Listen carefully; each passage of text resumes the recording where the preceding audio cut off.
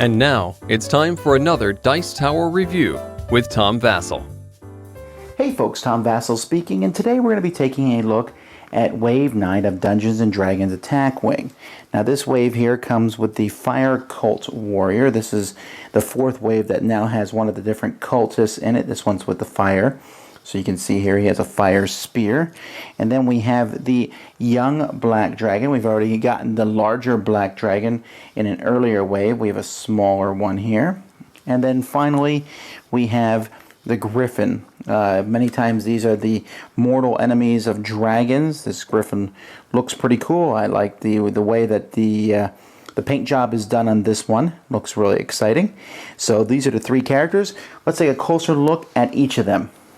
First we have the Fire Cult Warrior, who here you can see the normal Fire Cult Warrior and the Bastion Embers, and there's not a huge difference between them.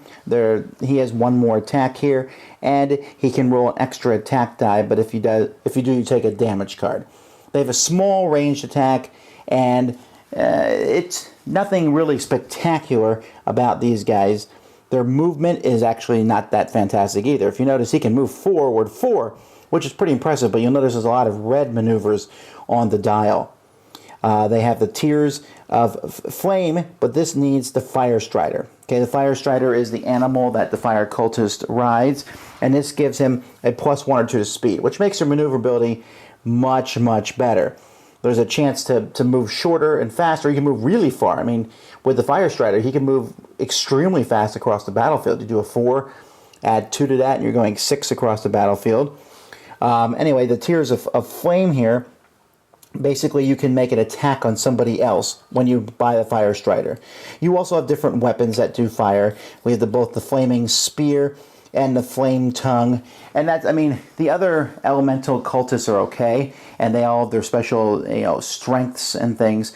But the strength of the Fire Cultist, I think, is the fact that he has flame weapons, which have a chance to do extra damage, or here can make a ranged attack against somebody else. And then, everything here is about fire. We got the Heart of the Living Flame, which basically you can make a 4 dice. Basically, this is like a suicide thing. When you get hit and when you're killed, you blow up in all different directions, which is fun. This is one I like taking, if no other reason than people are just afraid when they see that you have it, and they're afraid to get near you. Now, the problem with that is if they have good range attacks, they can take you out, but it's still fun to try.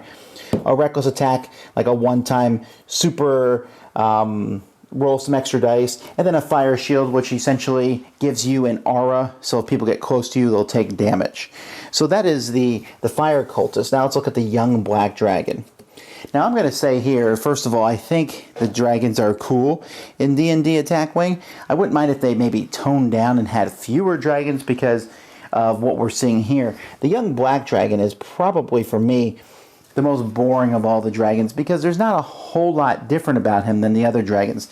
Now he's cheap, this 21 or 28 here, and this guy here gets an extra attack against other dragons, so he can be like a dragon assassin.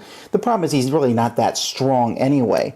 He does come with the acid breath, and I would like dissolve is not bad, which can get rid of an artifact or upgrade. He's more like a support attack dragon. He's there to hurt someone else. An amulet of health, and an ambush card, a true strike, and loner here. Loner can only be put on a young black dragon, but here you get +1 attack die when there's no friendly creatures with range 1 or 2 within you. Again, this is all cool and everything, but honestly, if I was ranking all the dragons, he would probably be my least favorite at this point. There's just not a lot of great cool cards for him. He's okay. I'd rather have the young blue dragon, I think, over him. But that, then, we get to look at the griffin. Now, if you notice, the griffin has great flight maneuverability, but the griffin's supposed to take on dragons. And I look at his stats, and he has great, it's going to be harder to hit him. It's easier to hit dragons usually than it is to hit him, but his attack is only a 3. Or if you're using a special one, 4. And you'll notice he's 42 with level 11. But what I really like about him are the upgrades that can come for him. We have the Keen Sight, where you can target people even if there's no one within range 4. So basically you can use a targeting action for free, or the Pounce/Rake combo. Now, if you have a Griffin, you're really going to consider taking this. The Pounce gives you 2 more attacks at -2 dice each. So if you take the unique Griffin here, you'll get 2 attacks with 2 dice each. But then if you take Rake, you get 2 more attack dice. So you attack with the Griffin, and you get 1 regular attack. Then you get 4 extra attacks. They're all small attacks, but still, you could do a ton of damage, or at least have a chance to keep getting that critical hit, possibly, against a dragon or something. These, to me, are almost a necessity when taking it. Then you also have a couple riders, Alfie Butterblade and Anha Crimson. This one here is basically just an extra attack that you can have on your back. And this one here, you can kind of disable upgrades on the other person, or take out their if they're using a dragon with a dragon rider, I guess you jump off and attack them or something. So those are fun. And then there's also a pale green stone here, which lets you reroll a die. So the Griffin here has some really cool cards and can make a lot of attacks. In conclusion, I like this setup. I like this wave, not as much maybe as the previous waves, except for the Griffin. The Griffin's another one I think that feels different, while this one feels very samey. And the Fire Cultist is pretty cool with some fire attacks. He's neat and all, but the Griffin has just a cool attack, and it's fun to take something that flies around the battle like a dragon, but isn't necessarily a dragon. And if I'm going to get multiples of anything in this set, I think I might get a couple Griffins, because again, it's fun for the good guys to see a Griffin and maybe Pegasus versus Dragon battle. Anyhow, that's Wave 9. Thanks so much for watching, guys. Until next time, I'm Tom Vasel. Thanks so much for watching the Dice Tower videos. Find more great videos and reviews, as well as our top-rated audio podcast at Dicetower.com.